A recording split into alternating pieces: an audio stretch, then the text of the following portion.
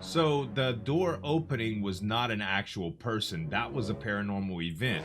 Well, that's a whole different kind of scary now, ain't it? If you didn't guess it by now, I'm kind of into scary stories. I really, really like listening and watching scary content and stuff because when I was a kid, it was really, really hard for me to process this stuff without having nightmares. And now I can watch quite a bit of it to an enjoyment. So IRL though, I'm kind of a fraidy cat. Like anything that would be supernatural or paranormal, there's no way. Like, you know those guys that sit in movies that say, if my house was haunted like that, I would move the heck out? That's me. I would lose all kind of money. It don't matter. It don't matter. There's no way I would live in a paranormal place. And I doubt if I'd even visit one. Maybe for a large amount of money or something like that. But if I would guarantee you I would have a lot of friends with me because it's safety in numbers, right? You feel safer with your friends, especially people that know a little bit more than you about the situation because you feel like they can fill you in or something like that, you know? Well, they can also validate your story. If you see something crazy, they'd be like, yeah, he did see that coffee table fly across the room, you know? But IRL, I would never do anything like that. Probably. I'll say probably.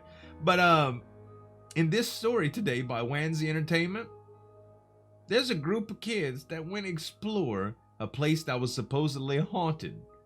And some crazy stuff went down. Let's react to it. This happened when I was 17 years old. I was a senior in high school. It was the middle of the week, and my friends and I were chatting online about wanting to do something new and fun over the weekend. We usually just went to the movies, went to the mall, or got dinner. And I thought we should try something different. The next day, I was in the computer lab for one of my classes, and I had some time to kill because I finished my assignment early. All right. Keep in mind, Snapchat and Instagram were just starting up and didn't have the same kind of popularity as it has today. Right. So the only thing we really had at the time was Facebook. Okay. However, my school was strict and blocked Facebook, so the only thing I could really do was read articles on news websites. While searching and scrolling through the internet, an article showed up. It was about an interview with a man who was discussing the truth of paranormal activity around the area I grew up in. Intrigued, I read the article and looked up the places the guy was talking about. And sure enough, I found a bunch of things. One place in particular caught my eye. It was a place about 20 minutes away from where I lived. It was known to have multiple paranormal occurrences happen on the exact same road. As soon as class ended, I texted my friends about what I found, and we all agreed on going and seeing what this road was all about Friday night. Okay, so listen. The paranormal stuff has always intrigued me, right? After all, I'm reacting to a little bit of a horror theme right now. But honestly, moving into something that is known to have paranormal activity has always creeped me out. Like, what if that stuff follows you home? What if the Tatais follow you home? The haunted stuff, we've all watched in movies where people just, when you leave, it comes with you. You know, Listen, that stuff is better left for the movies. I like to watch stuff like that, not be a part of it. Friday night finally arrived. It was me and 4 of my friends. Nice. Right before we entered the location, I parked my car and had my friend drive because we believed that if a guy drove, not much would happen. What? So she drove my car while I was sitting in the passenger seat. Okay. While switching seats, my other friends put baby powder on the top of my car because one of my other friends read that it helps people see when ghosts touch or brush your car. Okay, that makes sense. It started to drizzle a bit, which bummed us out because the baby powder would be washed away. Yeah. As we were driving my car, we turned off the radio to make it more suspenseful. All of a sudden, we heard someone from a distance scream bloody murder. The heck? At that moment, I heard the sound of a car door trying to be opened, as if someone was aggressively trying to get into my car. After that, we saw a police car driving so fast with the sirens on, as if they were chasing someone on a major highway.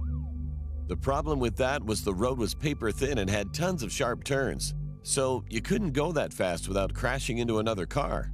Plus, the car didn't have any of the county police or trooper tags from the area I lived in. I knew that because my dad was a cop, and I saw all kinds of different cop tags in my lifetime. So the door opening was not an actual person. That was a paranormal event. Well, that's a whole different kind of scary now, ain't it? Holy. I've never heard of a car getting assaulted like that, but I guess it's possible. I was freaked out that those two things just occurred. I guess. We were all freaked out and drove to the nearest parking lot so that we could calm down. As we got out of the car, one of my friends started to freak out even more. The baby powder on the roof of my car was smeared, and it was all over my passenger seat side door. Handprints. What was even more creepy was the fact that there were finger marks all over the door. Oh my God. Now, this wouldn't normally creep me out. Right. But we were driving the entire time, and we all made sure not to touch the doors when entering the car. What do you mean it wouldn't normally creep you out? Somebody just tried to open your car when you was on the road, and you just said, driving? Like, even going 35 miles an hour. Who got on the side of you going that fast and just they was clamped onto your car. They had a tie attached to your car trying to open your door. The strangest part was that the finger marks had no fingerprints, but were clearly shaped like a hand. It was as if someone was trying to reach for the door handle. Not only that, but we also noticed that there were fingernail claw marks on my door handle. This freaked me out because earlier I heard someone violently trying to open my door. Wow. In the next few days, we told everyone, both online and in person, about that night and how it freaked us all out. Then someone sent me a link to an article about the street we drove on and all the activity that occurred on it. But it wasn't the one I originally read. It was a different one. Okay. As I was reading the website, I started to notice that all the things mentioned also happened to me the same exact way that night. But what freaks me out the most to this day is thinking about what would have happened if I didn't have my door locked. Would the door have opened up? Wow.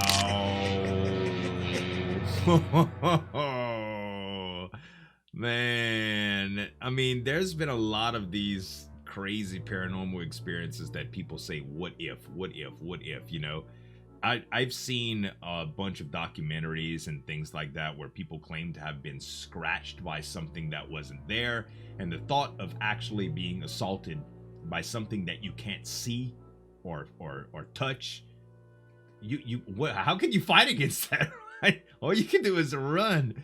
But man, just the thought of that happening in a car is crazy. I've never heard of a haunted street before, you know, but I suppose it's just as possible as a haunted house or a building or just location in general, you know?